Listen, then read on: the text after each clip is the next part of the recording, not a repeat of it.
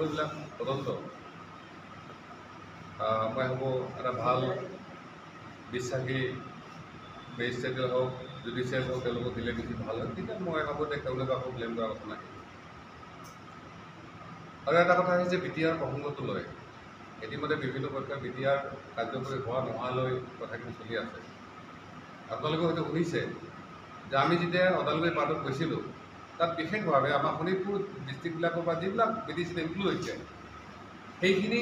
কোনো ডিলিমিটেশ্যন নোহোৱাকৈ ৰৌতা বা মাজবাটত এইখিনি সোমাৰ কাৰণে এটা প্ৰচেষ্টা চলি আছে প্ৰশাসনিকভাৱে আমিও জি এছ পিৰ ফালৰ পৰা সেইখিনি আমি বিৰোধ কৰিছোঁ যে যিহেতু বি টি আৰ ৰেকৰ্ডত তেওঁলোকে 60টা সমষ্টি কৰাৰ কথা কৈছিলে আৰু হাজাৰ হাজাৰ গাঁও অন্তৰ্ভুক্তি আৰু এক্সক্লুজনৰ কথা কৈছিলে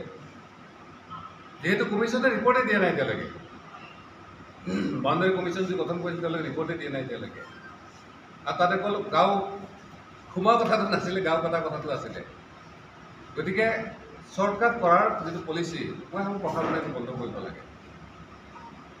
হয়তো এ পি পি এলে ভয়ো খাইছে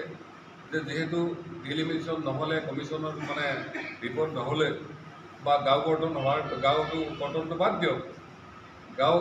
ইনক্লুড হোৱাৰ পিছত যদি বি টি চিত নোসোমায় তেতিয়া হয়তো তেওঁলোকৰ এটা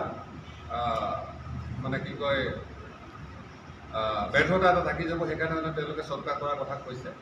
মই আজি আপোনালোকৰ জৰিয়তে প্ৰশাসনক অনুৰোধ জনাইছোঁ যাতে এই ধৰণৰ হত্যাৰী সিদ্ধান্ত এটা নলয় ইতিমধ্যে আপোনালোকে দেখিছে যে বহুত বিৰোধ হৈছে বিষয়ে আৰু ঠিক তেনেকৈ হয়তো নলবাৰী পাৰ্টতো তেনেকুৱা ধৰণে কিছু কাটা গৈছিলে দৰঙৰ পাৰ্টত সেইবিলাক সোমোৱাৰ চেষ্টা কৰিব পাৰে আৰু সঁচাকৈ আমি অলপ দুখো পাইছোঁ যে এই মানুহখিনি কিন্তু এইবাৰ পঞ্চায়ত ইলেকশ্যনত ভাগ ল'ব নোৱাৰিলে যিখিনি বি টি চিত ইনক্লুড কৰাৰ কাৰণে তেওঁলোকে অধিৱেশন কৰিলে গতিকে মোৰ অনুৰোধ যে বি টি চি হৈ যোৱাৰ পিছত তেওঁলোকে ভোট দিব নাপালে যিহেতু বি টি চি তেওঁলোকে সোমাইছে এটলিষ্ট তেওঁলোকৰ ডেভেলপমেণ্টৰ যিখিনি পইচা এইখিনি যাতে পপুলেশ্যন ৱাইজত তেওঁলোকে এৰিয়া ৱাইজত তেওঁলোকে যাতে বি টি চিক দিয়ে এইটো কিন্তু মই আজি আপোনালোকৰ জৰিয়তে জনাইছোঁ আৰু এটা কথা আমি একেলগে কৈ থওঁ যে যিহেতু ইলেকশ্যন আহিছে পাৰ্টিবিলাকৰ বহুত তেনেকুৱা গঠন পুনৰ্গঠন হ'ব আমাৰ সাধাৰণ সভা যেতিয়া হৈ গ'ল চেণ্ট্ৰেল কাউন্সিল আল্টিমেটলি আমাৰ গোটেই কমিটিবিলাক ডিজলভ হৈ গৈছে আমাৰ সভাপতিৰ দায়িত্ব হৈছিল আমাৰ বাচ্চা ডাঙৰীয়া জেনেৰেল ছেক্ৰেটাৰী তেওঁৱে আছে বাকী কমিটিবিলাক হেৰি হৈ আছে কিন্তু আমি দেখিছোঁ দুই এটা মিডিয়াত যে কোনো ব্যক্তি বিশেষে জি এছ পিৰ বিভিন্ন পদাধিকাৰ বা পদবী লৈ কেনে ক'ৰবাত জইন কৰা বা তেনেকুৱা ধৰণৰ কথাটো ওলাইছে গতিকে এই গোটেই বাতৰিখিনি আমি নস্যাৎ কৰিছোঁ আৰু সময় আহক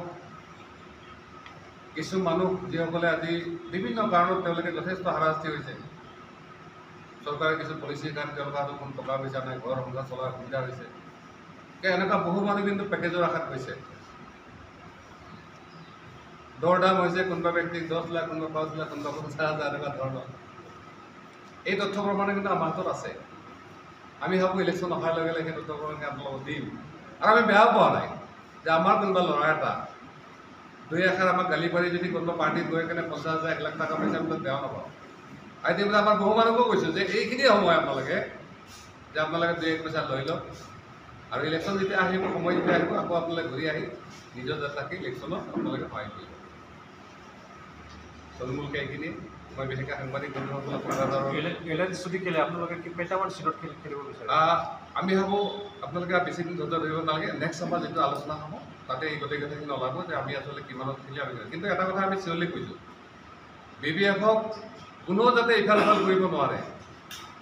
সেইকাৰণে তেওঁলোকে একচুৱেলি মেজৰিটি পোৱাকৈ কমচে কম 22-23টা চিট তেওঁলোকে যাতে অকলে জিকিব পাৰে কাৰো সহায় নোহোৱাকৈ যাতে পিছৰ বিধি চৰকাৰ সুস্থিৰ হয় আকৌ যাতে কিনি মেলি দি বেলেগে কোনো কাৰণে হেৰি কৰিব নোৱাৰে এই ধৰণৰ কিন্তু পলিচি এটা আমি জি এছ পি আছে যিকোনো খবৰৰ বাবে যোগাযোগ কৰক 7099017330 লগতে 7099017110 নম্বৰত